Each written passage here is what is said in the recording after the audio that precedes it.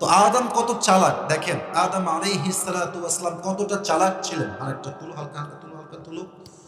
উনি বললেন, আল্লাহ আমাকে শুধুমাত্র ক্ষমা করলেই হবে না, ওয়াতারহামনা, আগে তুমি আমারে যেমন ভালোবাসতা ঠিক তেমন তোমাকে আবার ভালোবাসতে হবে। সুবহানাল্লাহ পড়বেন না আপনারা?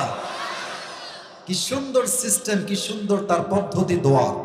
আল্লাহ বললেন, যাও তোমাকে আমি মাফ করে দিলাম এবং আমি ঠিক তোমাকে তেমন ভাবেই ভালোবাসবো যেমন ভাবে আমি তোমাকে আগে ভালোবাসতাম। সুবহানাল্লাহ পড়েন সবাই।